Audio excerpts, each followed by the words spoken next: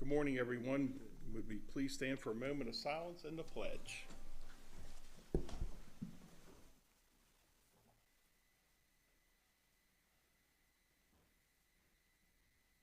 And now the pledge.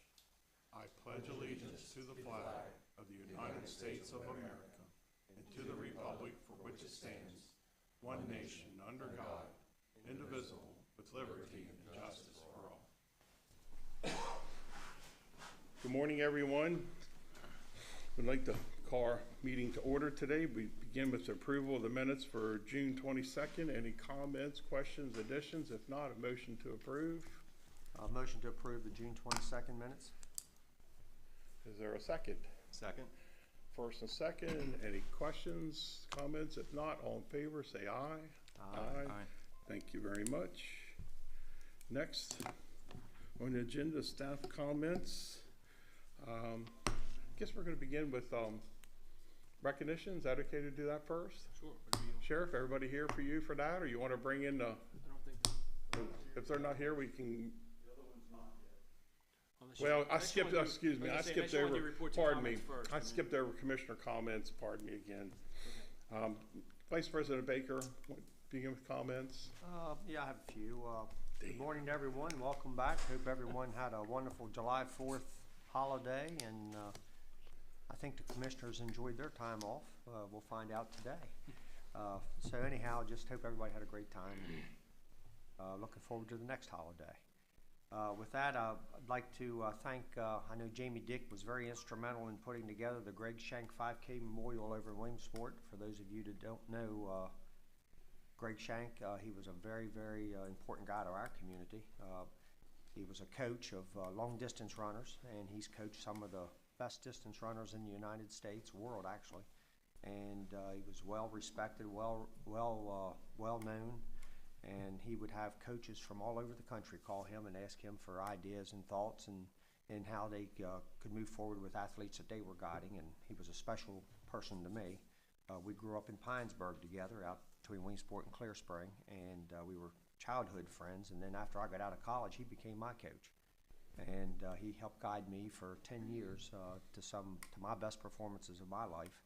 And it was quite an event. We had approximately 100 runners there, and just wanted to thank Jamie Dick and all of the supporters and all of the people that were there to help put that event on. And it was a great homecoming for me. I got to see a lot of people that I hadn't seen in years. And so I just want to thank everybody that helped with that event. The other thing is I'd like to say congratulations to County Commissioner Wayne Kiefer. As you all probably already know, and if you don't, I'll tell you, he's a new dad. He'll be a wonderful dad, and his wife will be a wonderful mom. And they brought a new child into the world, so he'll talk about that, I'm sure, during his time. Also, some of the PPE money, I believe we're going to get about $29 million. And I think Charlie brought that up a couple of weeks ago about maybe having a discussion on how we were going to try to utilize that money. So I'm interested in doing something like that among the county commissioners. I don't know when that'll happen, but I would like to. Yeah, Commissioner, we staff has been looking at that, and we were thinking about either next week or the first week in August to just have a general discussion with the commissioners, not about any specific projects that we're going to bring forward, but anything the commissioners want to discuss. The other thing, if you saw that we sent you a draft, our PR department sent you a draft of a potential survey to send out to the public. I don't know if you've seen that in your email. If you haven't, take a look at that. I think Commissioner Kiefer had suggested that we reach out to the public and get some input from them. So I asked PR to put together something along those lines, and they've done that. So if you could take a look at that when you get a chance. Okay. And if we can make any changes or add or do whatever we need to do that, then we can send that out. And then I'd like to have just a general discussion with the commissioners about how to proceed. So if we're ready to do that next week, we'll do it. If not, it'll be the first week in August. And also along with those guidelines, I know the city and the Board of Education, they're doing something with their employees through the troubling times of COVID with their employees, figuring out a way to maybe, we may be interested, we may not. I'd like to have a discussion on it as to how we might be able to do something for our employees, those that never got to work from home, those that got to work from home on a part-time basis, and and, you know, see if there's any interest among the county commissioners to do something with, some of the funds to go towards our employees. Okay, I believe the, Board of Education's given 4%. that's correct. Yeah. 4%. And I can't remember what the city was doing, but they did, something with theirs, and, And Sarah? 5,000 per employee. okay, So they did more of a stipend, and the Board of Education did a percentage okay, of their 4% based on their salary, I believe, based on their base salary. yeah. So, you know, Well, I'm obviously that could be interested, part of that discussion. I would be interested in a flat amount, I'll tell you that. I'm Yeah, interested in flat amounts. I agree with that, if you're gonna do it. Yes, Miss Sarah. Miss Greaves, you had your hand up? Oh, no, sir. Oh, I'm sorry, I thought, oh, you were waving at me, okay. Okay, and that concludes my comments, thank you. Commissioner Kiefer, you're on. Okay. If everyone will indulge me for just a minute, a proud dad moment here. I think we have a picture to put up on the screen. Yay! Lily Renee Kiefer. I'm That's so one proud of pretty my. baby. I'll Yeah. tell you, you know. She was originally due July 4th, and as someone who's in politics and enjoys history and government like I do, that date really appealed to me. But our firecracker came a little early on June 30th at Meredith Hospital. My wife did a wonderful job. She's going to be a great mother. It's absolutely amazing to be a part of that process and to see that. And Lily Renee Kiefer, wonderful baby, so proud to be a dad. And I have a great little daughter there, so I just wanted to share that. This kept me busy the last couple weeks. I know I wasn't at some events and participating in some commissioner events like I would have been doing. We were on baby watch, so I certainly wanted to be there for that. So just wanted to share a picture of Lily. She's cute, isn't she? Two other things I wanted to comment on as well. I noticed in the paper the passing of Betty Shank. Betty was a former mayor of Clear Spring, and I served with her. She served for the county commissioners on our historical advisory committee, and I attended many meetings with Betty, and she had a passion for local history here in Washington County like few others, and she worked real hard to help save and preserve a lot of our local history. So I just wanted to take a moment and recognize her for her work in our community. And also, as Commissioner Baker had said, that some of our peers in local government gave a stipend to their employees. I would also agree to a stipend as well. I would probably prefer something along the lines of something that's tiered. I think of our emergency services workers who were working every day.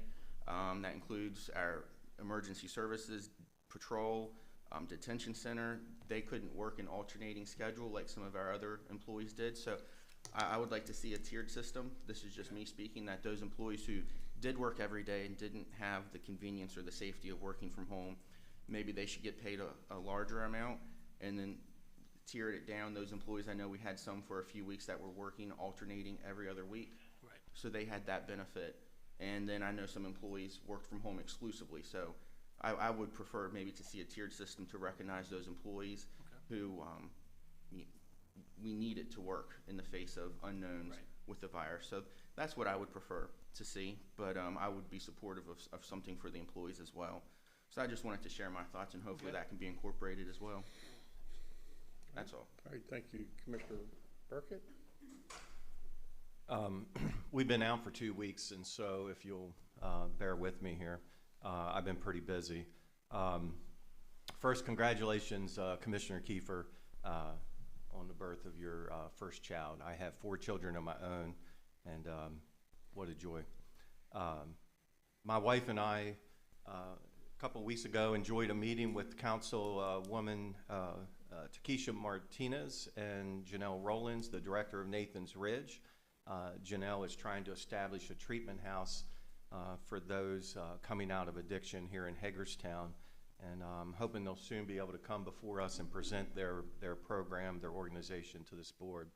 I also met with Bill Gertner, the director of Gatekeepers. Gatekeepers is a re-entry program for those being recently released from prison. My wife and I attended the annual Chamber Business Awards event, and I'd just like to congratulate all those that received awards that night. And then I attended a ribbon cutting for the new Smithburg Town Farmers Market, which will open the 4th Monday of each month through November from 7 to 9 p.m. My family attended the MSO Salute to Independence. I hope everybody had a good 4th of July. That was a nice thing put on by the Maryland Symphony Orchestra. And then last week, I attended a ribbon cutting for Ship Simply, a cloud-based shipping software solutions company located on Showalter Road. It is a company that is Washington County born and stayed in Washington County. Yesterday, in place of Mr. Kiefer, Commissioner Kiefer, I attended the Washington County Historical Advisory Committee meeting, and it was nice to get to know a little bit more about what that committee does. And then finally, Saturday, I was invited to speak at the kickoff for the Great Bicycle Tour hosted by Samar Children's Home. For many of you who may not know, I grew up there, lived there for 12 years, and although their vision for supporting our local community has changed over the years, their mission to support children and youth in Washington County and Maryland has not changed. That fundraiser ends today. It included 120 bicyclists, 20 support staff, and raised over $90,000, and that amount probably has gone up since they kicked off. And by the way, SAMR is always looking for those who would like to get involved in becoming a foster family for their treatment foster care program, which my family was involved with for 7 years. That's all. Thank you very much. Over the weekend, I did attend the grand opening of the Black Box Studio downtown Hagerstown. What an exciting event. It probably is, as some said, a game changer. People were on the streets, probably well over 200 people. So I was glad to attend that event and represent the commissioners. Next, congratulations to Mr. and Mrs. Kiefer on baby Lily. You can keep that picture up the whole entire time if you want. That's a very lovely child. Congratulations to you. Many fond memories ahead. That when they turn 13, they might not want you walking around with them, but remember these early years. You'll cherish them forever.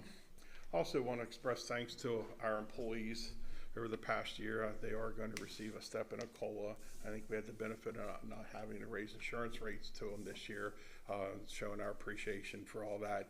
Also want to thank the employees who had to work over the holidays, always our emergency service people, and sometimes our water or sewer quality people don't always get mentioned, but several of them worked over the weekend on a major sewer breakdown in Westfield, so they were pumping fluids out and trading it back and forth till they got that fixed. So I wanted to make sure that that organization and that group of employees get acknowledged for their work too. But many of our employees go unrecognized for working through the holidays, weekends, and difficult situations. So thanks to all of them that do that. Also want to do a little promotion for Funkstown. They have their reenactment and fireworks and events in the park this weekend. So if you're not doing anything Saturday morning in downtown Funkstown, there's a reenactment and there's fireworks later that night. So if you want to do a nice staycation in Washington County, visit Funkstown. That concludes my reports. I'd like to go into staff comments, and Sheriff, I think we're going to have you bring some people forward and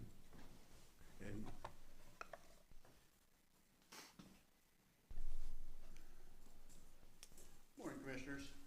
So we had two recent promotions that I wanted to bring before you because they're kind of significant. As you may well know, Major Paul Boyer and Lieutenant Jim Cooper are both retiring in the very near future. In fact, Paul is done at the end of this week. So we promoted Captain Dave Sanders to be the divisional commander, and first time female lieutenant within the Sheriff's Office, Val Buskirk, to be the assistant commander, and we congratulate her on being the first female lieutenant within the agency. They are both going to do a superb job. They have been with the Sheriff's Office, both of them, for 24 years. Have done a superb job down at the Judicial Division and kind of helped Paul over the years to run that division, and we look forward to good things from them and appreciate your recognition of them. Thank you. Lieutenant, some words? I've always been privileged to work here, and I'm honored to be the first female on the police side to be promoted to lieutenant, and I'm looking forward to working with Captain Sanders. He and I are on the same page with our vision through judicial, and we're going to see it through fruition. Captain? Thank you. Words from you? I concur. It's a privilege to be Very good. promoted to this position, and I will do my best to do the best for the county and the judicial division and the sheriff. And I look forward to working with Val. I think she'll do fantastic. I think as a team, we'll both do a fantastic job. Colonel, any words from you? The thing I can say is I'm proud of both of them. Doug and I have both known them since coming here in 1997. They're both exceptional people. Dave first worked in the detention center before he came to patrol, and then he went to judicial, so he's got a lot of experience. Val certainly does too. She came and worked patrol for a while before going down to judicial, and we're proud of them. Glad to have them here. Folks, would you join Vice President Baker and I over by the flags, and then we'll get a group picture with all the commissioners. Thank you.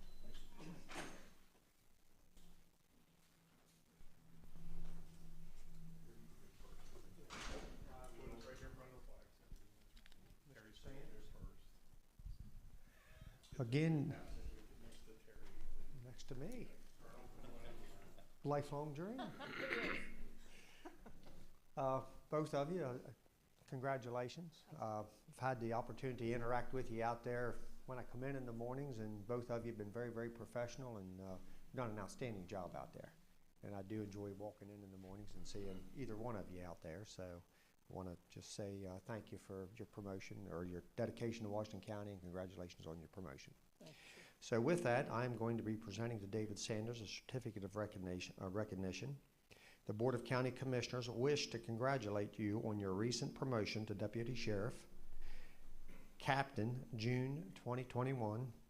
Through hard work and a strong commitment to serving the citizens of Washington County, you have earned the rank of Captain by working your way through the ranks from being hired in 1997, Deputy First Class in 2001, Corporal in 2019, and Sergeant in 2020.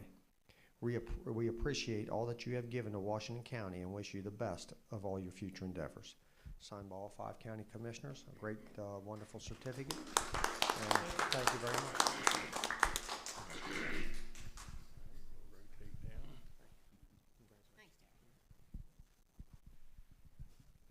Should we say Big Pool or Hancock? A little bit of both. We proudly represent all of Washington County. First and foremost, thanks to each and every one of you for your dedication to service to our community. You put your lives on line in jeopardy of your own. We thank you very much for that. So on behalf of the Board of County Commissioners, we'd like to present the Certificate of Recognition to Val Buskirk. The Board of County Commissioners wish to congratulate you on your recent promotion to Deputy Sheriff Lieutenant, as well as to congratulate you for becoming the first female lieutenant within the Washington County Sheriff's Office Judicial/Patrol. After being hired in January of 1997 as a deputy, you have worked hard to earn your stripes from Deputy First Class in 2000, Corporal in 2012, Sergeant in 2013. Did we leave anything out in between there? No. To today, now Lieutenant. We couldn't be more thankful and proud of your hard work and dedication over the years. We wish you the best in all your future endeavors. Congratulations, Lieutenant. My pleasure.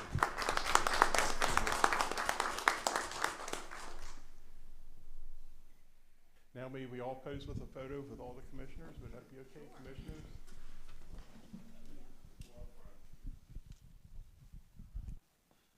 Captain, Lieutenant, you guys are in the middle.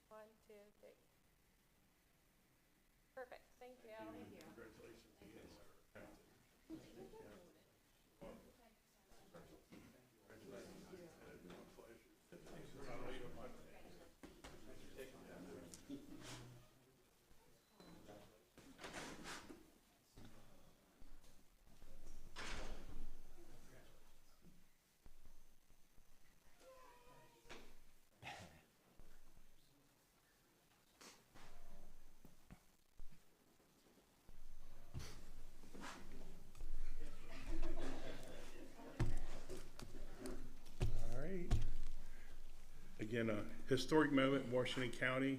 Glad for all to be here and to watch, to enjoy. We'll continue with staff comments. I'll go from the audience. Any gallery, Dave or Sarah, whoever's up. Please introduce yourself and the matter. Good morning, Commissioner. Sarah Greaves, Chief Financial Officer. David Hayes, Director of Emergency Services. A few weeks ago, we came to you and provided an update on the fire audits. And so today we wanted to come in staff comments to provide a follow-up on that. There was one company that was not within compliance for the audit and agreed upon procedures a couple weeks ago. However, that company is working very closely now with the auditors, and they are getting them the information that they need. It's not completely in compliance, but we're seeing a lot of growth there, and we're happy with the performance. And so we just wanted to take a minute to recognize that. And I know the last time we spoke, we did talk about, you know, any additional measures that may or may not need to be taken given the development of what would happen over the last couple weeks. And at this time, we do not recommend any further action from the commissioners, and we would like to come back in a few weeks to provide a further update for you. Very good. Anything else? Now, I just want to emphasize one of the things that we had discovered was part of the issue with the compliance with this particular company, and I suspect with some of the others, is their contact information. And while we've got a chance on open mic here, I want to emphasize the importance to all the companies to make sure that we have accurate contact information for you, because we're going to make every effort to make sure that you are successful in what you're doing. But if we can't reach you, we can't change that. So that was one of the contributing factors, not the primary, but certainly one of those. And then while I've got a mic, I also want to congratulate Commissioner Kiefer and his wife on the birth of a beautiful baby girl. And somebody that has a granddaughter that's living with me now at a little older age, it breathes a breath of fresh air, without question. Yes, congratulations. She's absolutely adorable. Glad that her and Mama are doing good. Yep. All right, thank you very much. Thank you. Continuing with staff comments, anyone else from the gallery? If not, I will go to Mr. Downey. Any comments from legal? Comments this morning. Thank you. Krista? I do, I have two. Thank you. I have the Adult Public Guardianship Review Board requesting that you accept the recommendation to reappoint Bonnie Wenders to serve a first 3-year term from September 1st, 2021 through August 31st, 2024 as an attorney representative on their board. This is not a paid board. And Ms. Wenders was appointed, she served a partial unfulfilled term through August 31st, 2021. During her tenure, Ms. Wenders missed a total of 1 meeting. Okay, everybody okay? Motion to approve? Motion approved. Second. Any questions? If not, all in favor say aye. Aye. Thank you. 4-0. What next? Also, I'd like to remind all citizens that the meetings have been opened up for citizen comment, and you're more than welcome to attend in person to present any matter. 100 West Washington Street. If you have any questions, you can email me at khart@washco-md.net, or you can call me at 240-313-2204, and I'd be glad to help. Thank you, Krista, for that update. You're welcome. County Administrator, any comments? I have just a few this morning. Thank you, President Klein. Good morning, Commissioners. I do want to echo some of the comments that were made about our employees. We have a lot of employees who worked over the 4th of July holiday, so I want to thank them. Commissioner Klein mentioned we did have a force main break, so we had people working on the 4th of July, and they worked all evening through the night and into the day, so I do want to thank them for that. I also want to thank Dave and Sarah and all of our staff and all the companies that have been working to come into compliance. I know the companies have been working very hard, but our auditors and our staff have been working very closely with them. So I appreciate that. And it sounds like we've got, everybody's moving in the right direction now, so I appreciate that. And I think it'll be good for you to come back and give a final update to the commissioners, or at least a further update in a few weeks. On behalf of the employees, I will say congratulations, Commissioner Kiefer. I know everyone's saying that to you, but on behalf of the employees, congratulations. Thank you. It's a great thing. It'll be good. Also want to remind everyone, the mayor's here today, that we do have a joint meeting. This board has a joint meeting with the city of Hagerstown next week. We'll be traveling to the city of Hagerstown. I believe it's at 4 o'clock, I think. I don't think the agenda's been set yet, but I think it's at 4 o'clock. So just want to remind everybody that we'll be going to the city as a follow-up to our joint meeting of a month or so ago. And one other just sort of house cleaning item. You may recall back in June, I think Commissioner Kiefer had initially brought it up and asked the commissioners for a consensus to be a sponsor for the Juneteenth event for the Dolman Black Heritage Museum. Commissioners had a unanimous consensus to do that. We've now received the invoice from the Dolman Black Heritage Museum, and what I'm asking for today is just a motion to go ahead and approve that, to be a sponsor in the amount of $2,000 to be taken out of the Commissioner Contingency Fund. So I just need a formal motion. Commissioners have already had a consensus to do that, but if we could have a formal motion. I'll make a motion to approve, and just as a reminder too, this is in lieu of their annual masquerade ball that we normally sponsor. Yes, so we usually we're just like do 2 tables. funding a different event this year. Very good. Is there a second to that motion? Second. Any other discussion? Hearing none, all in favor say aye. Aye. Aye. Thank you, Okay, sir. that's all I have. All right. Okay, citizens' participation. Is there any citizens in the audience? Seeing none, hearing none, we'll move forward with our next agenda item. Washington County Goes Purple. Please come forward. State your name and your message.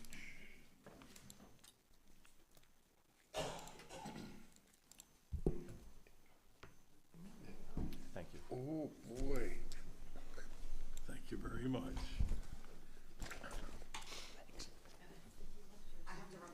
Christmas time. No hurry. Thank you. Thanks, Becky.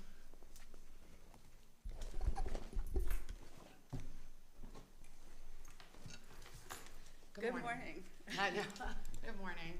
I'm Vicki Sterling. I'm the Director of Behavioral Health at the Washington County Health Department and co-chair with Washington Goes Purple with Ms. Keller.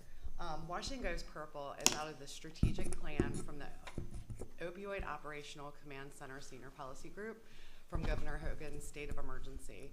And we developed Washington Goes Purple after modeling what Talbot was doing, because we recognized that while we were providing treatment and we were responding to the overdoses, we really weren't educating our youth and our community about the dangers of prescription pain medication.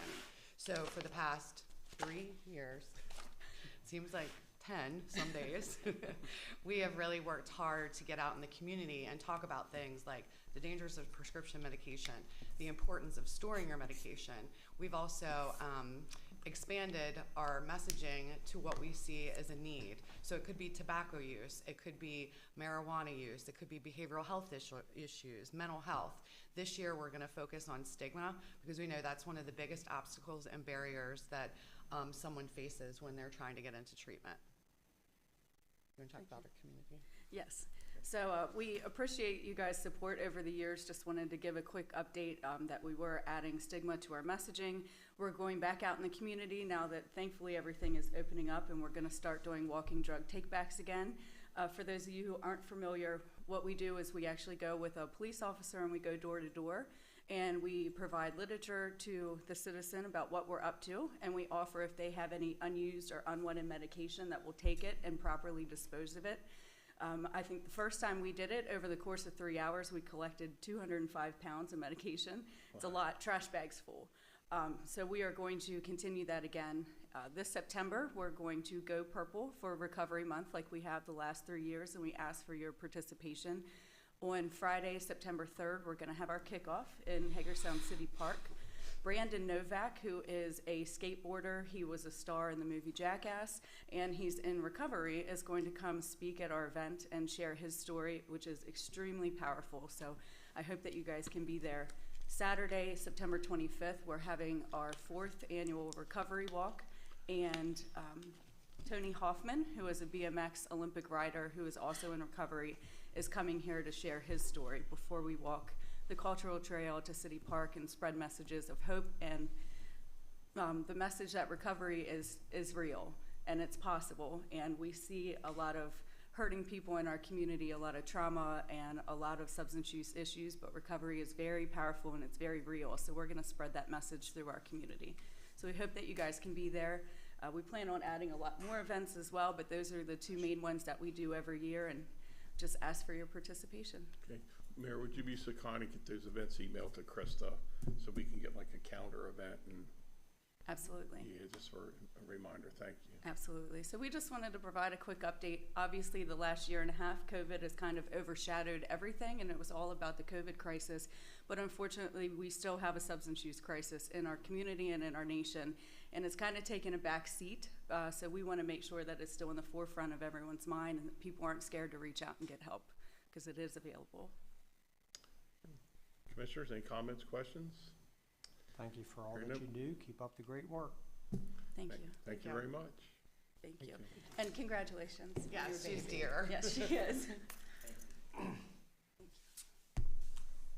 Buckle in for 13, though. Yeah. She's warning you way ahead of time.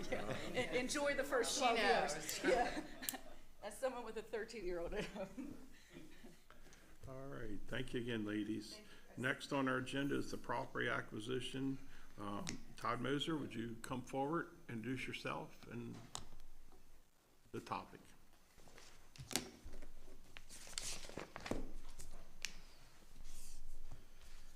Good morning, Commissioners. Todd Moser, Real Property Administrator. Property acquisition for Mount Hebron Road infrastructure project. Move to approve the option agreements for partial property acquisition, including fee simple and/or easements for the property listed below, and to approve ordinances approving said purchase and to authorize the execution of the necessary documentation to finalize the acquisition. The option agreement has been executed for the property listed below. The acquisition is shown in the chart below. It's a 3,422 foot perpetual drainage easement. Property cost is $7,100. This infrastructure project will help alleviate flooding issues and improve pavement and shoulder conditions along Mount Hebron Road in Keedysville. Are there any questions? So we're paying, what was it, $7,100 for 3,422 square foot. Yes, and if you would take a look at the map attached here, this project's a little different. When we acquire most of our right-of-way, it's adjoining the actual road bed. This is a perpetual drainage easement. So even though the easement is 3,422 square feet, the actual impact area is a little larger. You see on both sides of it. So that's why that amount was a little higher than normal. Good explanation. Commissioners, thoughts, comments?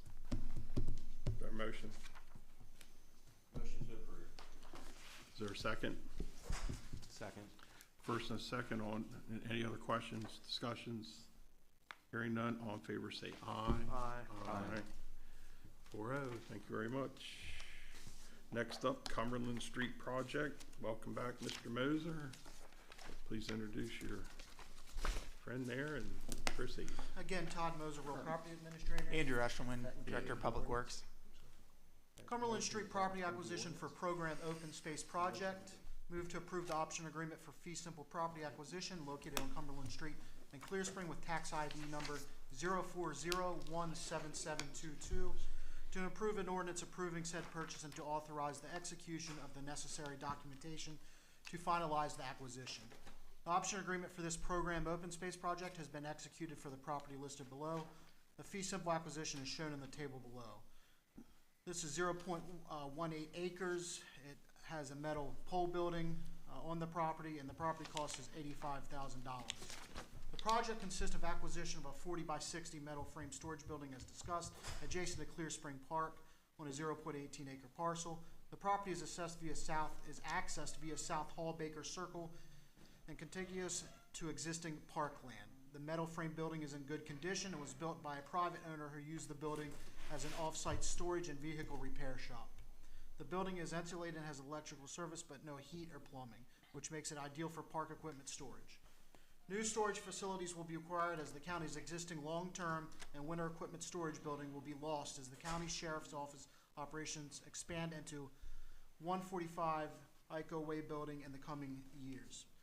Currently, there is limited storage at Clear Spring Park for baseball, softball field equipment, picnic tables, grills, nets, and other seasonally used items. The facility can be used to store equipment for other parks in the western part of the county, such as Camp Harding.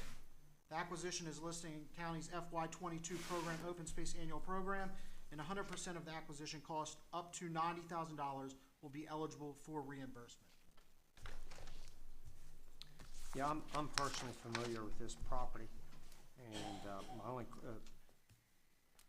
that building is setting 1.18 acres. I thought it was a little larger than that. No, I mean, the boundaries there, what's shown in yellow, so it's about as big as you could construct a building on that size property. I remember when that was being built. Very nice building. It'd be a very much needed acquisition for the county in that area. So, and I think the price is fair. Yes, it's actually below what the appraised value was. Okay. Commissioners, any other comments or motion to approve the purchase? Motion to approve purchase. Is there a second? Second. Have first and second, any further discussion? Hearing none, all in favor say aye. Aye. Aye. Thank you very much. Thank you. Appreciate it.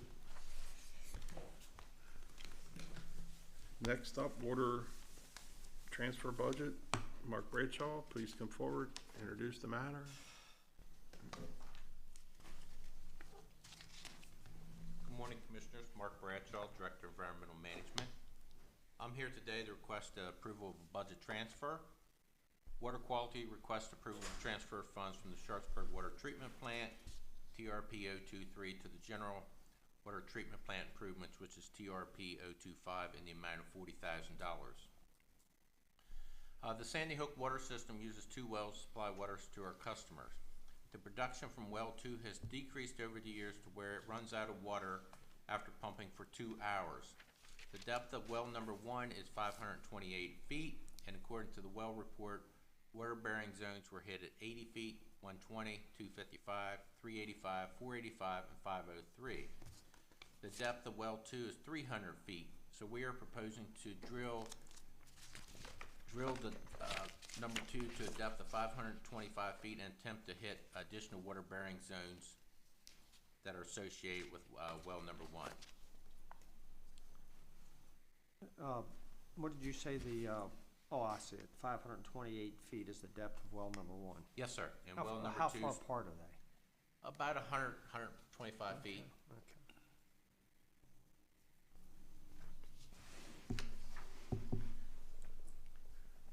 Commissioners, any other comments? A motion to approve. I have a first, is there a second? Second. I have first and a second, any further discussion? Hearing none, all in favor say aye. Aye. Aye, thank you, Mr. Bradshaw. Thank you. 4-0. Next up, budget adjustment, Sarah Greaves. Please introduce yourself in the matter, thank you. Good morning, Commissioners. Sarah Greaves, Chief Financial Officer. John Martin, I don't think, was able to be here today, so I'll be doing the adjustment for us. This adjustment is just to request that funds that were programmed in the fiscal year 21 budget for a vehicle for the Narcotics Task Force, that those funds would be able to be moved into a capital project to provide money for the vehicle that is expected to be received in August. They did think that the vehicle would be received by the end of June. However, due to delays related to COVID-19, they were unable to get that vehicle delivered in time. So we just ask that you approve the budget adjustment before you to move the funds into a CIP project. Good morning. Sorry. Good morning. Yeah, we started a little bit early, but well. Please introduce yourself for the record. Sergeant John Martin of the Narcotic Task Force. Good day, sir. All right. Are there any questions from the commissioners? Motion to approve. Second. I have a first and a second. Any other questions, comments? All in favor, say aye. Aye. Aye. Aye. Mr. Martin, you played an integral part of this discussion. Thank you very much, sir. Thank you. He's gonna do all the work. Yeah. Thank you, Sarah. Thank you, thank you, everyone. We're a little ahead of schedule, but I think next up is the Public Safety Training Center. We have Director Hayes. Sheriff is here. Can we, okay to go ahead and move forward? Everybody okay with that? Okay. Let's say Danielle's, there's Danielle, she's coming, so. Okay. Just tell Susan to come on down, join the party.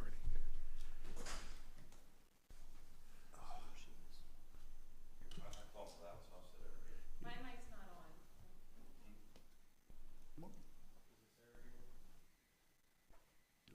Susan is supposed to be. Susan. Okay, you can begin. Please introduce yourself in the matter, and Susan can join us as we speak. David Hayes, Director of Emergency Services. Good morning, Sheriff. Danielle Weaver, Director of Public Relations and Marketing. We're here today to present the final plan for the Public Safety Training Center capital fundraising campaign. We were here several months ago with the concept and ideal that we would like to pursue that would help offset some of the construction costs for the new Public Safety Training Center located down off Sharpsburg Pike.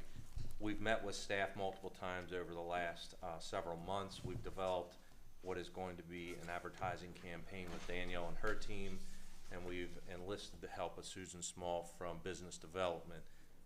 To date, and I meant to print this out, and if somebody knows this that's sitting here with me, we have formalized a list of potential donors, or at least vendors we could approach with a request for a campaign contribution. Our plan would be to launch the campaign officially today, if you give your consent and approval. The Community Foundation has agreed to be a partner in our campaign, and they will be receiving donations, which will allow them to be passed through, and basically they'll be submitted to the county in a time period of 7 to 14 days. That would be the longest that the Community Foundation would hold those funds, and they would not be submitted to any kind of investment portfolio as maybe normally happens with some of their other funding opportunities. Basically, to cover the brochure, it has multiple levels. The intent of this fundraising campaign is really to identify donors that would be interested in one section of this campaign would be to have the naming rights for certain areas or classrooms within the training center itself once completed. From there, we would move over to individual donors that may not have larger dollars and cents but want to be part of a legacy project that probably is in excess of 40 years in the making. In the individual donation categories, as an example, the largest room in the building is the multi-purpose room. It will be one of the mainstay features of the building, and that has a funding amount attached to it, as well as the atrium, which is the huge entranceway to the facility. And then we go down to the small and large classrooms, and then the weight room, and each of those would have a naming right to those. And then the individual donations start at $1,000 for a regular donor, and their name would be placed on a combination plaque with other names to be displayed somewhere within the training center. And then we have 4 different levels of donations. Each of them require a $2,500 minimum donation, and one of those categories is the Sheriff's Club. He's ironically sitting here with us.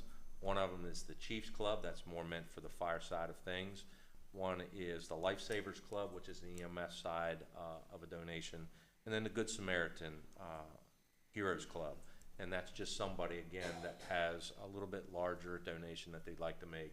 And they will get individual plaques that will be also placed throughout the training center at that point.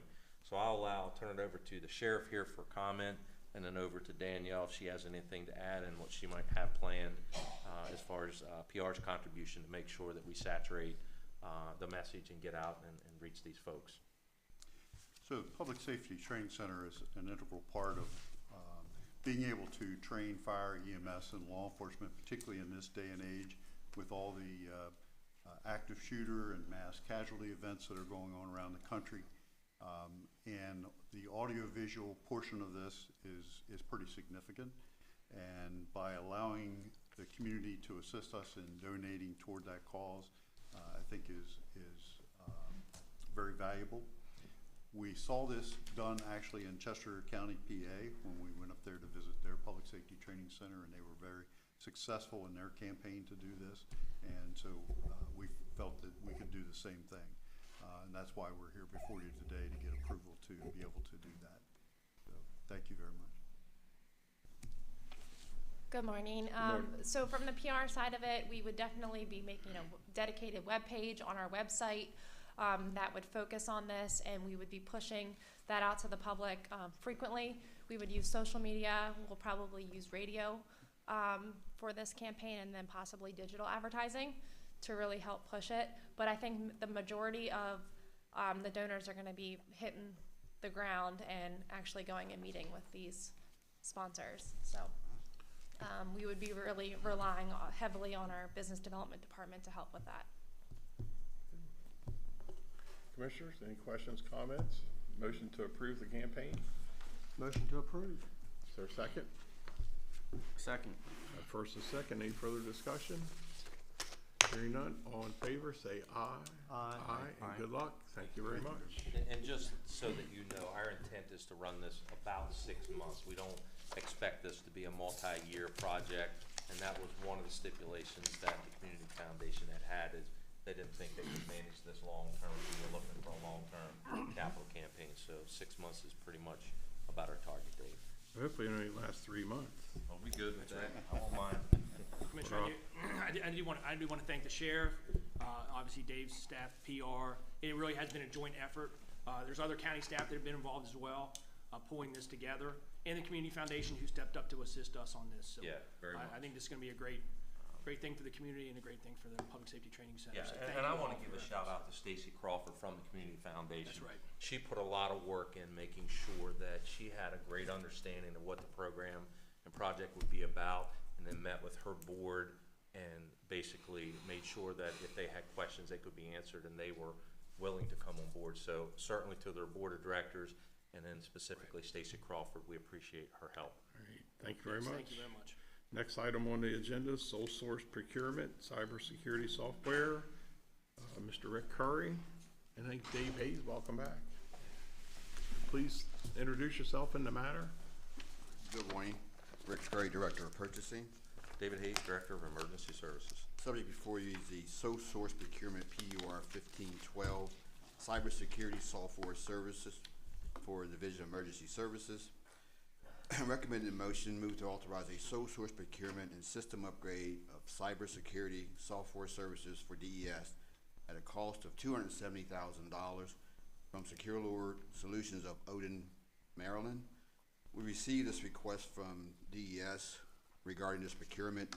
DES wishes to apply section 1-106.2A, 1 and 2 of Code of Public Laws, Washington County, Maryland, to procure this request. The section states that the sole source procurement is authorized and permissible when only one source exists that meets the county's requirement and the compatibility of equipment, accessories, or replacement parts. Basically, this system will help protect DES systems from being breached from the outside sources. This request requires approval of 4 of the 5 commissioners in order to proceed with the sole source. If approved, the following steps will occur as outlined in the policy. Not more than 10 days after execution and approval of the contract under this section, the procurement agency shall publish notice of award in the newspaper of general circulation in the county. An appropriate record of a sole source procurement shall be maintained within the department. Funds are budgeted in a grant GRT 150 in an amount of $270,000. Also, you have the quote that Secure Lord submitted. Are there any questions?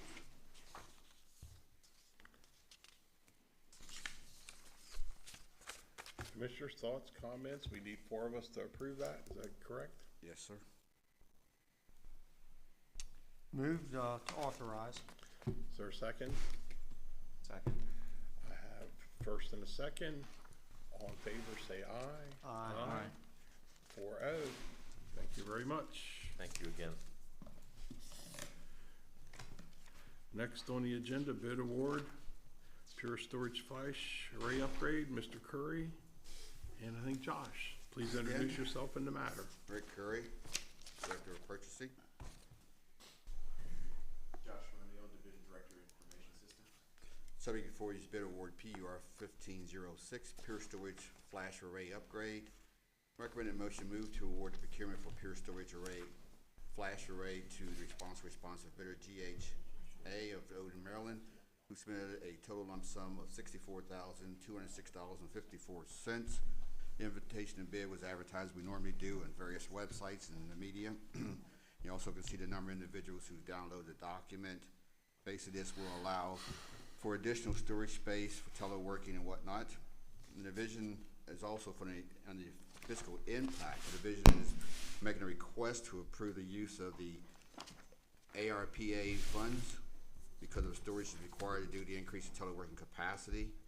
While it's understood there is a larger conversation required for the use of these funds, the department would like to request at this time that the board dedicate $65,000 for this procurement. And also you have the bid tab matrix attached. Are there any questions? Commissioners, thoughts, comments? I would make a motion to approve the purchase and then also to use the ARPA funding. I think that's a good use of that funding. Okay. Commissioners, is there a second? Second. I have first and a second. Any other discussion? All in favor, say aye. Aye. Thank you very much. Thank you. Okay. Next up on our agenda, Child Support Enforcement, we have Lieutenant Val Buzzkirk, she in the building, and we have Rachel Souders. There she is. Good morning. Lieutenant Buzzkirk, welcome. Ms. Souders, welcome. See how we threw that lieutenant out there for the public record? Rachel Souders, Senior Grant Manager, Office of Grant Management, and yes, congratulations to the newly promoted Lieutenant Val Buzzkirk. Thank you. Lieutenant Val Buzzkirk, Judicial Division of the Sheriff's Department. And we are here seeking approval on the 2022 Child Support Reimbursement Grant. I know most of you gentlemen are familiar with the grant because we've utilized it for several years, but if it's okay for the new commissioner's benefit, I'm just going to give an overview. It'll be quick. This grant includes 100% salary for our 2 deputies assigned to the unit, 50% salary and fringe for their supervisor, the sergeant on the task force, the warrant task force, and 40% salary and fringe for first line supervisor under judicial, 40 and 65% salary and fringe for 2 office associates associated with this unit. I also include fuel for the 4 cruisers, maintenance for the 4 cruisers, and then smaller items like postage and office supplies. It's coming in for 2022 at $423,534. Our portion of that Washington County would be responsible for is 34%, coming in at $144,002. Department of Human Services portion, the larger portion, 62%, would be $263,532.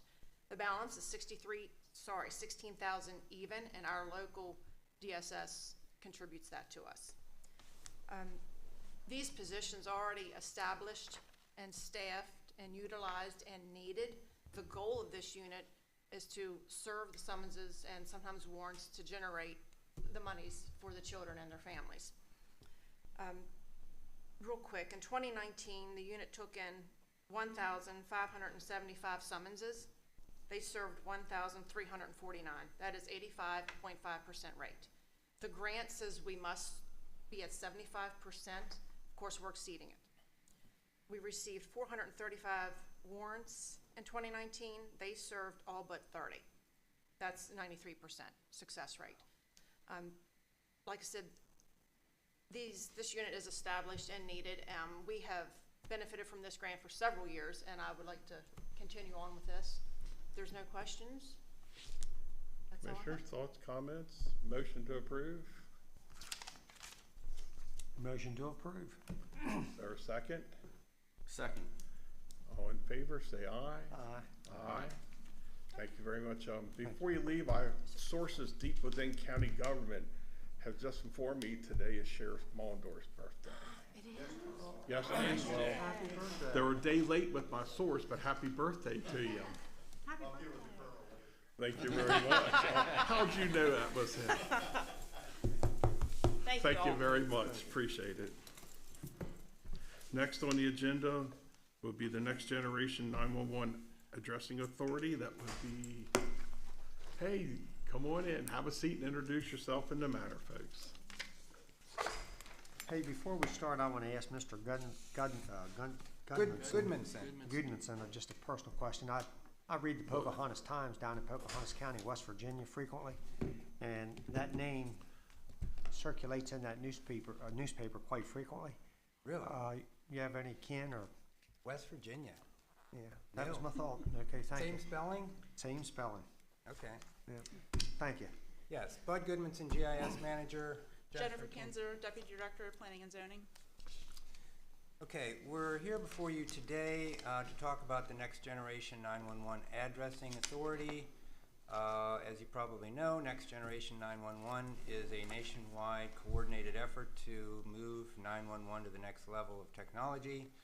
A local or regionally managed infrastructure to route the 911 calls is planned. In addition, the address database will be maintained in a GIS map format rather than the old style text format.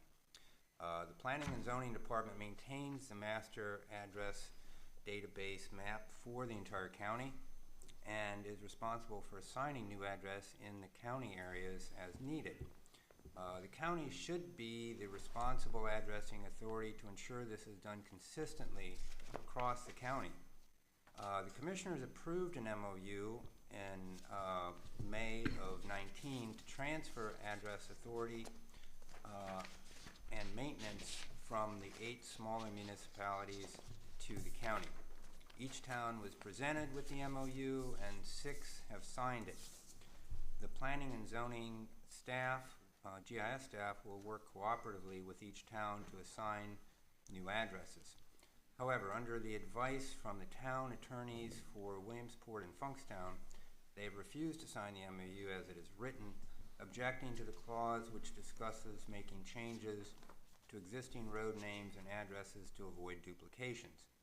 That portion of text stating that the county will work with the town on changes was what they objected to. We have tried to work with each town to do this so far, but when met with resistance by the town, those names were not changed. So we feel that an MOU is needed for future addressing assignments, even if the old names cannot be changed. So we would like to modify the MOU to remove that section for Williamsport and Funkstown. So we're asking for a motion to approve the new MOU, which I believe you have in your packet, for Williamsport and Funkstown. Both towns are in agreement with this. They have indicated that they will sign the agreement if it's modified. Can you share with me or remind me of the outcome in Hancock and how this might compare to, I believe the town council voted not to accept or not to give permission to allow the road names to be changed. So we didn't change them. So we didn't change. Yeah. Okay. And this essentially would provide the same benefit to these two communities as well? Yeah, that's what we think.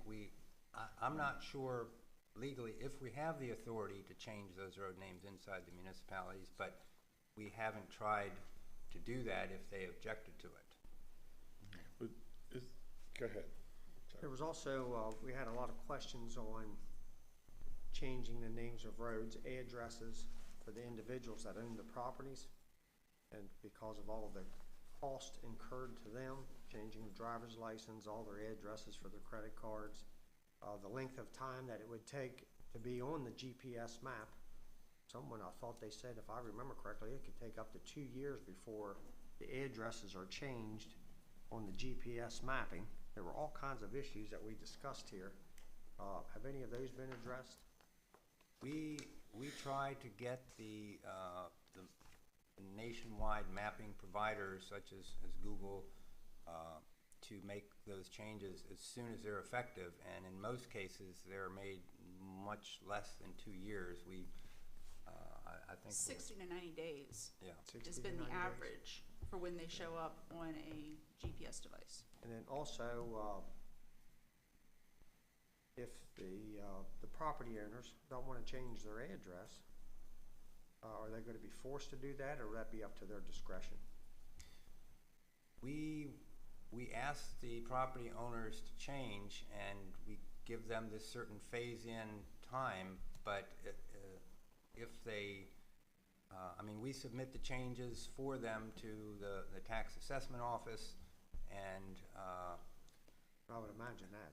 yeah, after that, they're on their own. Yeah. And then all of the costs incurred with changing the address for them, they have to incur all those costs if there are costs associated with it. Yeah, that's what I have an issue with, personally. Go ahead and answer that. As I say, there's a huge time commitment in changing your address. The only true cost is if you have a commercial CDL driver's license, then you are required by state law to go change your address, and there is a fee associated with that. If you are not a commercial do not have a commercial driver's license, you should be able to do a change of address on their website, and they'll send you that little change of address card. So there's a time commitment, but no fee involved. I guess my question is, both towns are in agreement with this, correct? They haven't voted on it as such, but So should we wait and let them sign first before we sign? Well, I was under the impression we could not present them with a valid MOU until the commissioners have signed off on it. I'll ask legal on that one. Yeah, we're here because obviously you gave approval for the original form of the MOU that was circulated. This request has been made that it be modified for Williamsport and Funkstown. If the commissioners are in agreement with that modification, then we will resubmit it to Williamsport and Funkstown saying, hey, we've made the change you've requested, please act on it. Okay, then they have the opportunity for them to review. Yeah, and for me, this is just me speaking. Since we're presenting this today, I would prefer to wait another week or so to see if there's any opposition or see if there's any property owners that want to comment on it before I approve. That's just my position. I guess what you're saying, you want to see if the modifications are presented to town councils. Town councils, and I know I had several emails and conversations on the changing of addresses a year or so ago, so I want to make sure they're comfortable. My question would be, if we've already made an exception for one community, Hancock, I think maybe Clear Spring had some concerns about a town name, I'm not sure.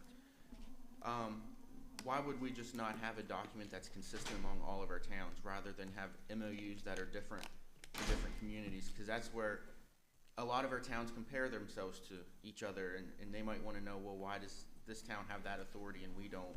Why do they have a different MOU than what we have? I would think for consistency's sake, we would give that exception to all of the municipalities in the county. If we've already made an exception in the past to bend from the MOU anyway, it just, to me, consistency would be a better approach here. We would prefer that as well, and the clause that's taking out of the MOU does not mandate that the changes are made. The specific wording in there is that the county would work with the municipalities to make these changes. It didn't say the county shall change any road name that the county wants. That's not what we intended. We wanted to work with each town individually to gain a consensus as to how best to do this. So I see both your heads shaking. Do you think that's maybe a good thing to do? Well, and we would have to go back to those other towns and have them sign this new agreement? Is that what you're saying? Well, it would bring consistency. All towns would be approaching this subject equally. I'd like to know what the other commissioners think, but I'm willing to wait a week or two per his request. Maybe we can earn some of these discrepancies out. It looks like each town has their own specific request. Is that what I'm hearing from you? Well, we're bringing the request to each town as we go, town by town, asking them to change certain addresses or certain roads. If they refuse to change a road name, then we don't change it. That's the same whether you're working under the existing Right. MOUs that have already been executed by the municipalities, or under this proposed one for Williamsport and Funkstown. Right. The only distinction is which it's addressing concern raised by the town attorney. Right. In practicality, the MOUs operate the same. Exactly. And the county is taking the same approach to addressing issues in all the municipalities. We're not forcing. There's no cram down that we're gonna make you change it. We're saying, hey, we've identified this as a problem, so that we don't have a problem when we dispatch, or make errors in dispatching. We would like you to consider changing it so we don't have duplicate names. Ultimately, that decision is up to the municipality. Right. Can I ask, it says leave Williamsport and Funkstown without an MOU, not advised. Why is it not advised?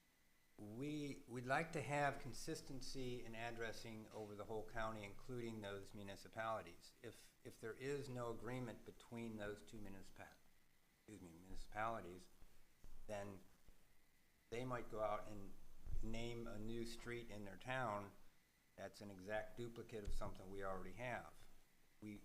That would be a major problem for 911. Because I keep hearing that you're saying that it's an option, but I just received a notice at my home on Pine Hill Drive that says we have to submit a couple names that we prefer this little lane to be named, or you all will pick one for us. And there's only 3 of us that live back that lane. We're not being given an option. It's going to change, and now I have to go through the process of changing everything over. So I hear you saying that if they don't want to, then we won't force them, but I'm being forced. Right. This is referring specifically to the municipalities. You live in the county, so we're just talking about inside the municipal limits for this MOU. So but if you can force somebody in the county, couldn't you conceivably force them to do that? As far as I understand, inside a municipality, we don't have the same authority because they're their own jurisdiction. So then what good is it to have this? It's a memorandum of understanding. We're trying to come to an understanding with them to cooperate. We're not trying to force it. We would like to cooperate with each town to eliminate duplications in the past and in the future. I agree with Commissioner Baker. I wouldn't mind hearing from these towns of where they stand on this. We can submit the draft to them and tell them they can't vote on it because it's still a draft, but we can submit it for their review. I think that's where we're headed. Commissioners, you okay for like this being put off for a week or two, so we can? I mentioned I'm not aware of notices have been sent out. I thought there was some discussion a year or so ago where we were to continue more discussion on changing names outside of the municipalities in the county before we move forward with any further address changes. And he says that he's received. I can tell you, I'm not happy that there are 3 of us on this little lane on Pine Hill Drive. We have a sign, my in-laws put a sign up that points in which direction that a certain property is located. And if there's a fire, obviously somebody can see smoke.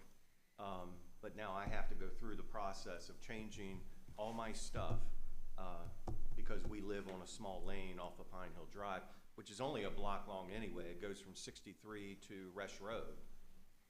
And so now we're trying to come up with names of what we would like to call it.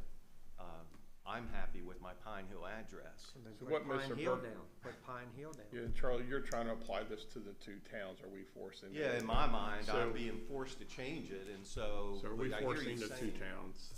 All right, I think what I'm hearing, not to interrupt you, can we bring this back in about 2 weeks and after you maybe submitted something to the towns just one last time for their review, and can we do that? Is that okay, commissioners?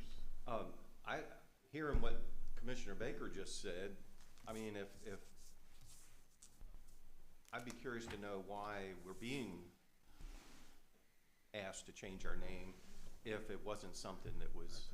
That, Mr. that's Hayes, do you been the have- process, that's been the process from day one. Any lane with 3 or more houses on it has been, asked to name it, and we give the residents the opportunity to come up with the name themselves. That's nothing new. That's, what we've been operating on all along. Mr. Hayes, then would you add them, I think it's like for. I'd like to try to help Commissioner Burkett with his concerns with why a name needs to be named and not just continued on as a part of a standard road name. So your lane has 3 on it, but there are lanes in the county that have 6, 8, probably even 10 houses on those. So I'll give it to you from the emergency responders standpoint, and this is the exact conversation I've had with multiple towns. We go through a pretty simple algorithm in our mind, because when we're trying to get to your house, if it's on fire, you're right, but if you're having a heart attack, we don't see the smoke, so we have to be able to find you.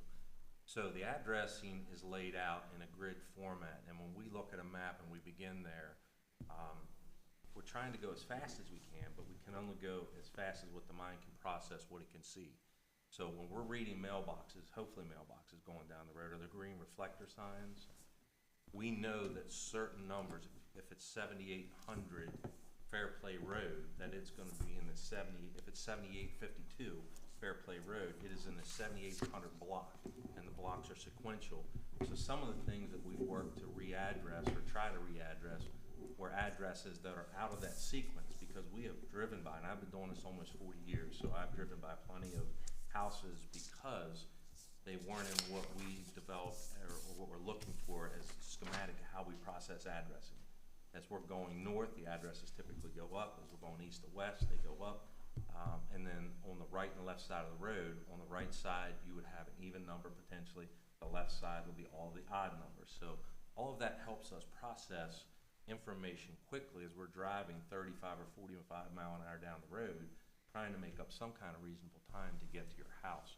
So back to the lane conversation, I can't remember it, but there was a vineyard out in Smithsburg that we had a long conversation about a lane being changed.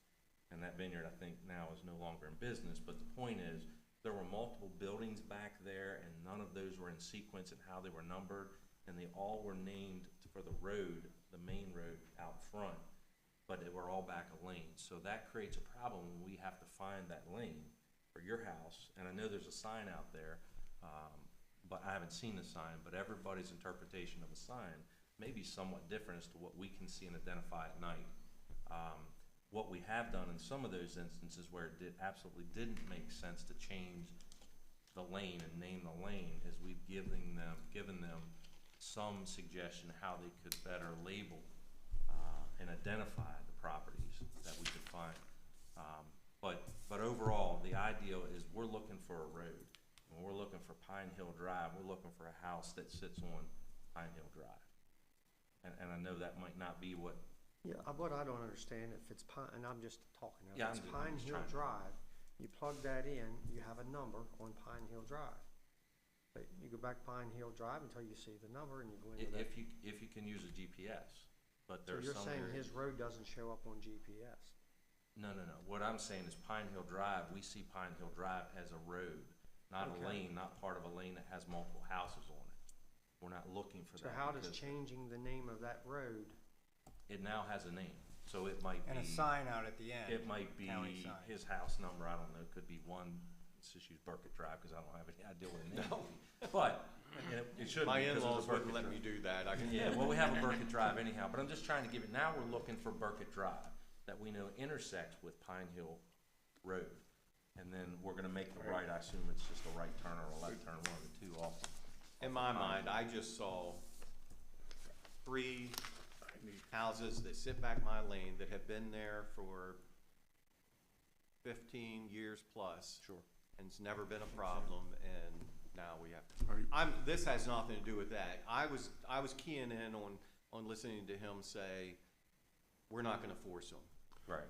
But yet I'm being forced. Yeah, and I think that difference, as Bud has said, is the difference between your authority inside of a municipality and your authority outside of a municipality. Yeah, let's, But I was let's just just trying to delay help this with that. for like 2 weeks. All right, thank you for your input. Can we just delay this for 2 weeks and bring it back and see if the towns have any revisions? I don't need, we'd have to sign first. They can look at it and a real estate contract to buy or sell, or they can, if the towns look at it and see if our revisions are acceptable, but you're not gonna get a vote today, so I would say, commissioners, can we bring this back 2 weeks? Thank you very much. Sheriff? Thank you. I just wanted to say a couple things. First of all, we have trouble all the time, unfortunately, finding vehicles to back a lane because there are multiple spurs back a lane oftentimes. And I can tell you, we spend lots of time trying to find a home where there's something going on, where it's a mess or whatever. The other thing I wanted to mention was, I'm actually the recipient of a problem that occurred because of a road name. My house caught on fire. I lived on Pool Hollow Drive at the time. The fire department, because the dispatcher unfortunately selected the wrong roadway, came up as Pool Hollow Road. There was about a 10-minute delay for them to come to my house. You say that, you're going to see smoke. There was plenty of smoke, but they couldn't see it because it's actually only about 100 feet apart, the roadways, but they couldn't see it. I guess you gotta look at the condition though. I'm a straight It's still the same thing. If I'm coming to your lane, I don't know one address from the other. And so there are, as Director Hayes said, there are lanes that have maybe 8, 9, 10 houses. Sometimes they're trailers, and there are multiple forks off of them. We have no idea. I understand that. I get that. I'll give you a good one if you're out taking. I get it. Listen, I get it. If you get, for example, an active shooter call, and they call in and say Baltimore Street, and hang up, we don't know if it's Baltimore Street, Punkstown, we don't know if it's Baltimore Street in Hagerstown, and so we waste time trying to find these addresses. It's really done for the benefit of the citizens, and I understand in the beginning there are a lot of consequences to make the changes or whatever, but if you continue down this road where we have multiple names and multiple issues, it's going to be a problem, huge problem in the future. I'm just bringing that out for consideration. Thank you, Sheriff. So get this issue to the 2 municipalities and we'll address the county issue in a separate Okay, addendum. thank you. Thank you very much. Next up, change order request for Highway Department. Mr. Levine, introduce yourself in the matter. I believe Mr. Zane is on vacation, is that correct? Good morning, Commissioners. Doug Levine, Supervisor Operations, Highway Department. I'm here to ask for approval for a change order request in the amount of $17,605.67 to cover the additional line striping required on some of our county roads. We went over by 223,000 feet at a cost of .0789 per foot. Commissioners, thoughts, comments? Motion to approve. Is there a second? A second. Have first and second. Any further discussion? Hearing none, all in favor say aye. Aye. 4-0, thank you very much. Thank you. Next up, Family Law Fund. I believe, yay, everybody's here. Please introduce yourself in the matter. Thank you. Good morning. Christine Gross-Nichols, Circuit Court Administrator. Allison Hartshorn, Grant Manager, Office of Grant Management. This morning, we're here to seek approval for the submission of the fiscal year 23 Family Law Fund grant application in the amount of $365,769 and to accept the awarded funding. This grant program provides funds from the Department of Juvenile and Family Services Grant Program of the Maryland Judiciary. each year to Washington County Circuit Court to deliver appropriate services available for low-income families who appear before the court to resolve family legal matters. Each court within the state of Maryland is required by Maryland Rule 16-204 to have a Family Support Services Division to implement the goals and objectives as set forth by the DJFS. Through the Department of Family Services Grant Program, the following services are funded in Washington County Circuit Court: salary and fringe benefits of the Family Support Service Coordinator and Permanency Planning Liaison, Family Law Advice Clinic, and as funding allows, family services programs such as parent education classes, custody evaluations, children's attorney, mental health substance abuse evaluations, parenting coordinators, alternative dispute resolution / mediation, and supervised visitation. The Office of Grant Management has reviewed the funding grant guidelines. The grant is an annually recurring. The funder caps pay increases at 3.5%, and if there's any pay increases in FY23 in excess of 3.5%, the Circuit Court would need to allocate funds within their approved budget for this expense. The fiscal impact will provide $365,769 for the Washington County Circuit Court Family Court Program. Are there any questions? Commissioners, thoughts, comments, motion to approve? Motion to approve. Is there a second? Second. Any further discussion? All in favor, say aye. Aye. Thank you very much. Thank you. Next up, Emergency Management Performance, Tom Brown. And Territorial Emergency Management Agencies to obtain the resources required to support the national preparedness goals associated with the areas and core capabilities. NEMA is expected to award the county $29,326.20 through a supplemental award of the Emergency Management Performance Grant. Grant period is September 1st, 2021 through August 1st, 2023. There's a 100% match requirement with the grant that'll be covered through in-kind salary of the emergency manager.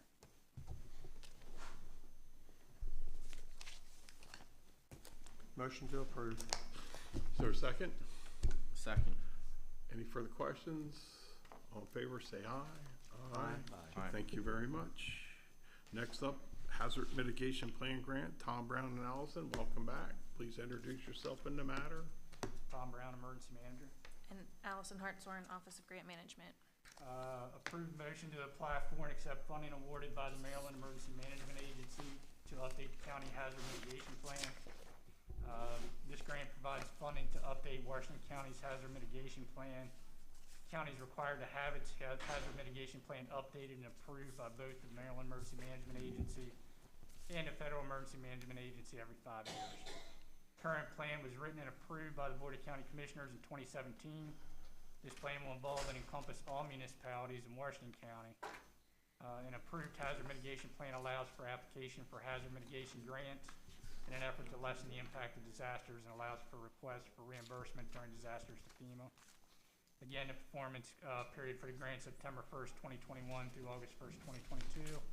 75% match requirement associated with this request, which will come from county staff that's involved in the creation of the update their salaries. Motion to approve. Second. You got a first and a second. Okay, pardon the interruption there. Our first, second, all in favor? Aye. Aye. Thank you very much. Thank you. We have a 11 o'clock public hearing schedule, or ahead of schedule, so I'd like to, out of respect for that public hearing, that time frame, I'd like to move forward to the 11:30, and I think that is Jill Baker. And if you, Jill, if you're here and ready, we'd appreciate that. But we will return back at 11 o'clock for the public hearing. Thank you. Jill, please introduce yourself in the matter. Good morning, Commissioners. I'm Jill Baker, Director of the Department of Planning and Zoning. I'm here today to request the Commissioners to transfer our annual housing bond allocation that we receive through the state of Maryland back to the Department of Community Development Administration What happens is that we get allocated these housing bonds each year. For for 2021, the housing bond allocation amount is for $5,810,651. We report that money then back to the state, and they use that money for the Maryland mortgage program and getting people into affordable housing through low interest or no interest loans. You can see within the ARF over the years what that has meant in terms of getting people into these homes, how many different loans we've had. We've increased over the last 3 years, so that's good news. If we do not transfer the funds, that just makes less money available to people in Washington County to be able to receive funds from the Maryland mortgage program. So I'm seeking approval today to transfer that $5.8 million back to the state. Jill, just a question I have. A couple maybe. One, if we don't make this transfer, our residents can't apply for the Maryland mortgage program? There would be no funds available for them. Okay. And then, and I'm not opposed to this at all. What's the alternative? What might other counties do with this money if they don't participate?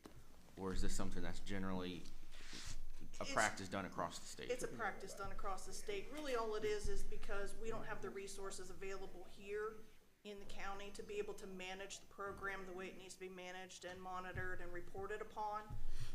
We simply put that back to the state to help us do that. So the alternative is that, I don't think any county's ever not given it back and just kind of let the money hang out there, but the alternative is just that, is to let the money kind of hang out there and it would go to other counties. Okay. Motion to approve. Or a second? Second. First, second, all in favor, say aye. Aye. Thank you very much. Mr. Downey, would you be prepared for the next agenda item? Sure, and Ms. Baker can help me. Commissioners, you may recall that there was a request for zoning text amendment to the zoning ordinance related to short-term rentals, specifically the conversation that we had regarding short-term residential rentals, which are your Airbnb, your VRBO type uses. There was a recommendation unanimously from the Planning Commission that the proposed amendments be approved. A public hearing was held on June 15th before this body. On June 22nd, the commissioners came to a consensus to move forward with the amendments.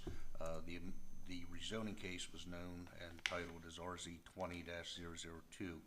The ordinance to amend certain provisions of the zoning ordinance for Washington County, Maryland to effectuate the amendments that have been requested has been prepared, and it is proper at this time for the commissioners to formally adopt that ordinance, adopting the amendments and incorporating these new provisions into the zoning ordinance.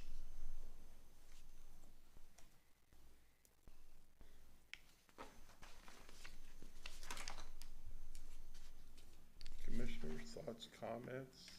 Jill, anything else to add? No, sir.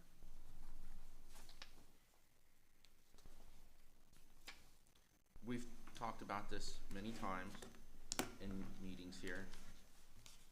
Have we had anyone come forward with objections to this since we first started discussing this in our commissioner meetings? No, sir, not at this time. I'll make a motion to approve the text amendments to the zoning ordinance. Okay, I have a first. Is there a second? Second. I have a first and a second. Is there any further discussion? Hearing none, all in favor say aye. Aye. Thank you very much. Thank you, Commissioners. Next up, revision of the Washington County Employee Handbook. Sir, please come forward, introduce yourself in the matter.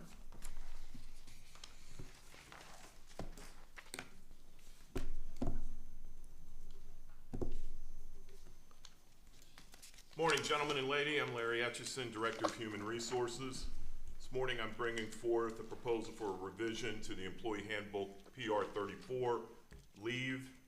As you all well know, and we are very appreciative, the board took immediate action with the new Juneteenth holiday that was proclaimed in the middle of last month. Going forward action then is that we currently have 13 paid holidays for our full-time employees. For the 2021 calendar year, to add that quick Juneteenth holiday that we're still working through celebrating by the end of this week. And so by adding that, we would have a total of 14 paid holidays for 2021.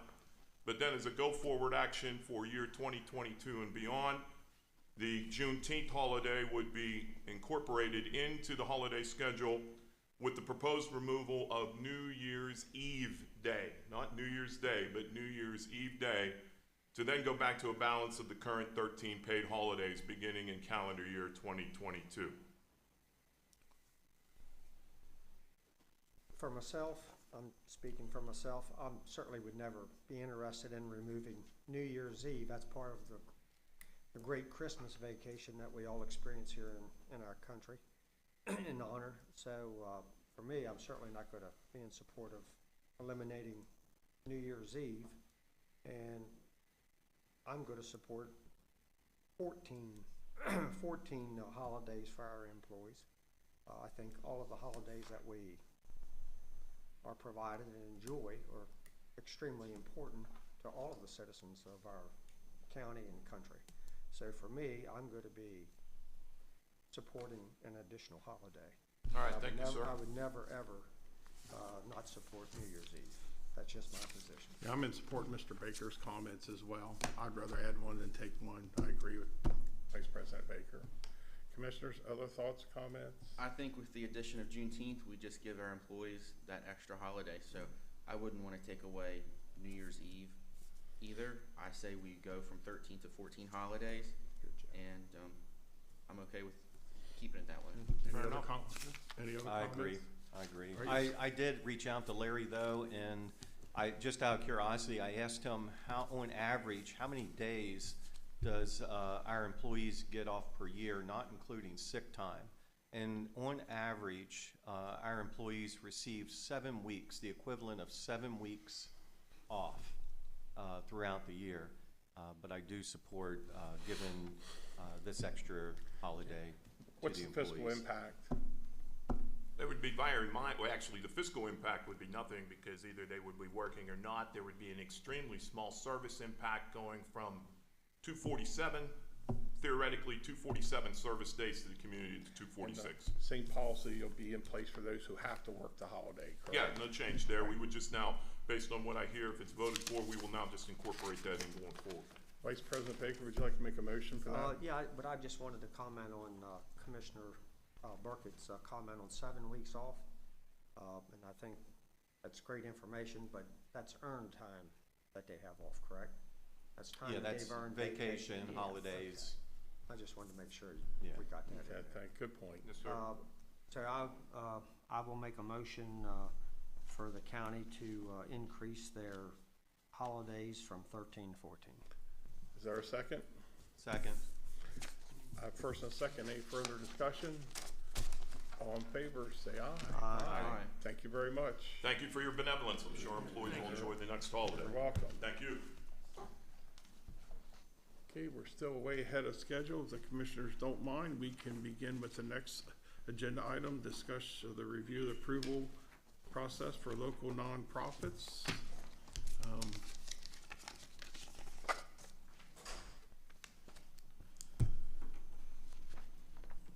Who takes the lead? I mean, I believe there were some pending requests that I think the commissioners may want to discuss, and then some discussion about moving forward as to how we want to handle those requests moving forward. So I think there were. I don't know if are the commissioners interested in discussing those individual requests? I think we do need to set like a up to amount. I think $1,000 is a nice place to start,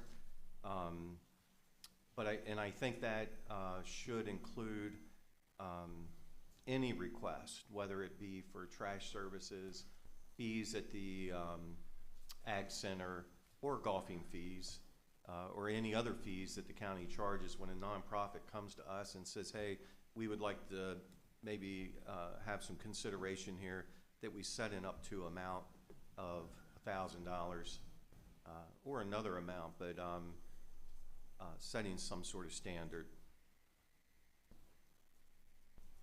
And that's if they're having an event at one of our county Yes. facilities, and they can show how they're going to offset that contribution through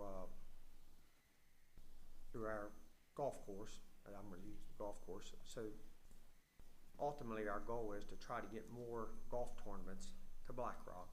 So we're going to kind of offer a little bit of an incentive for them to be able to go to Black Rock, and then Black Rock should be able to share some ideas and ways that our golf course can benefit more by providing this incentive to these nonprofits. Is that what you're kind of thinking? Yeah, and I think if we set the limit at $1,000, actually, I think over the course of 1 year, we will actually save money with some of the different requests that come in,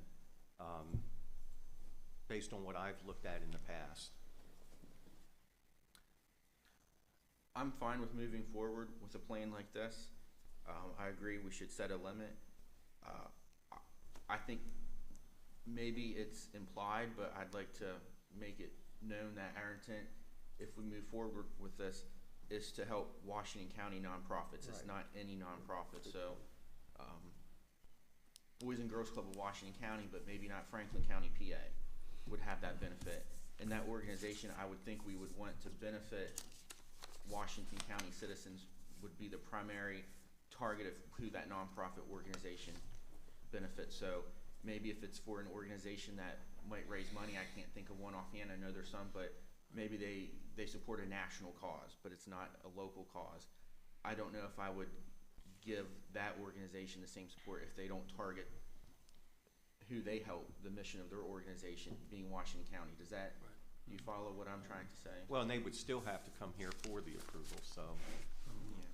My only two comments would, before you include the Ag Center, I would ask you to convey some thoughts and speak to the Ag Board itself. We've had many discussions over the years about the nonprofit rate. That would be my one recommendation, to include the Ag Board and see what their thoughts are. Yeah, I was gonna say, if you're talking about, when we're talking about Black Rock, but if we're gonna expand some of the other things you may have mentioned, I just don't know what the impact would be about, because I think we have nonprofits that come and ask for money for different things, and they'll come to the commissioners with those, whether it's trash or whether it's security or, you know, to cover overtime for the sheriff's department and those kind of things. Computer So, equipment, things like that, that they. so my only caution is, I don't know what the impact of that is. I'm I mean, sorry, but I don't know this. Does the Ag Center operate as an enterprise fund? I don't. Or is it just part of general county operations? They're like more of a governmental, but they do have their own board, and they are. Yeah, I would ask them It's for not, their it's not to input. negate that at all. It's just, Only other thing, before you motion today, I'd like to see it in writing, because we just got a couple different suggestions. That before I would vote on anything, I'd like to see more of a written, what we're going to be voting on, than just a general. I mean, staff can look at that and, Okay. you know, obviously reach out to the commissioners and get some more thoughts on that. And then bring put it in something- writing so bring we're something clear, we back don't so- have any. Yeah, for the one today, I thought we were, for me, I was just focusing on Black Rock. Yeah, if you have some and things that's you want to what we were approve talking about, but I today, think Commissioner certainly Bergen has do, some but ideas about in some general other things. policy, I'd like to see it all in writing, so we have all the i's and dotted. Yeah, because I want to make sure that if someone has a golf tournament, we provide $1,000 incentive to them. If there's a meal involved with the tournament, I want to see and make sure Black Rock has the opportunity to provide that meal. Things like that. I want our entities to. Yeah, that's probably the things we need in writing as part of the agreement to accept the donation. I don't know. I think too, it's important that every agency be treated fairly in the same way. And through this process that we've been seeing with the Black Rock Golf Course, there are certain agencies that are getting a lower cost per golfer fee than other agencies. And so if we do it this way, I think it's a fairer way of doing it because you're treating everybody the same. And I think the golf course, the commissioners set a rate for nonprofits, and I think that should be followed with any agency that comes to them for, And you're on board with county nonprofits? yes. Okay. I think it should be, like Commissioner Kiefer mentioned. And just to go back to something I mentioned earlier, I think there, we have, the commissioners have 3 requests for golf tournaments that have already occurred I think they occurred in June or before that. From the Hagerstown Pony League, from Kevin's Fund, and I think Commissioner Kiefer, I think this Wimp Hamburg Memorial Fund. I think that was, so those are the 3 that I have that I think you've got former requests Do you want a on. motion to approve those 3 Well, today? those have already occurred, and I believe, Sarah, you can correct me, but since they occurred prior to June 30th, that if the commissioners would approve those today, that could be taken out of the contingency fund from FY21, is that correct? So, whatever you decide, if you want to take action on those today, but I think that would not affect FY22. Is the consensus among the commissioners that $1,000 is the amount we're gonna go with? Well, that's for the next agreement. Right now, you're talking about 3 that already could get I'm up to just talking about those 3 3,500. requests you already have, but. They were up to 3,500 for those, were they not, for those 3? Or Well, not? I mean, I think that's the request, because that's what was given to some of the other ones, but it's up to you. You don't, I mean, obviously, the requests are pending, the commissioners can act on it any way you see fit. Could award it $1,000, Somebody can $3,500, make a nothing. motion or wait, it's up to you guys. I don't know how long. I know that because I think we left $60,000 or something in the contingency fund last year. For fiscal year 20. Yes. I don't remember exactly, but for 21, there's 65 in there. Then that's what I meant, 60. For So. fiscal year 21, I think, I think the question is, how much do we want to up to or all on the Pony League, Kevin's fund, and Wimp Hamburg? I think we have to decide how much. I think those 3 requests are pending, so I think the commissioners could decide how you want to do that, whether you want to do And then we 1,000, come back with 3,500, the other or nothing. But issue in a then, written. and going forward, how you want to handle those. If it's going to be 1,000, I think that sounds like that's a consensus moving forward. But just how you want to handle those 3, because I think those 3 came in to individual commissioners, I believe. So I just didn't want those to fall through the cracks, and we didn't take action. I would support treating them the same way we did the other ones that came in during last year, but we need to understand that this is all that we've received to date, and that as of today, things are going to change, and we're going to set a standard going forwards. So I would support up to the $3,500 that we did for the other agencies, as long as it's coming out of last year's contingency fund, which still has $65,000 in it. But knowing that as of today, going forward, it's going to be different, and we will set a standard. Okay. Is that a motion? I make the motion, yes. Okay. I'll second. Discussion? And then questions, how many additional golf tournaments are we possibly looking at only for the year 2021 that would fall under this category as the Pony League, Kevin's Fun, and Wimp Hamburg? I know Randy mentioned how many are scheduled for the rest of this year, and I don't recall what that was. The ones that have already occurred, I don't know the answer to that. But these are the only requests that we received, so. All right, I have first and a second. Is there any further discussion? All in favor, say aye. Aye. Aye. Opposed? Opposed, no. 3-1, it passes. Great discussion. Thank you very much. We are still ahead of schedule. Let's take a brief recess to about 11 o'clock and then begin our public hearing as scheduled.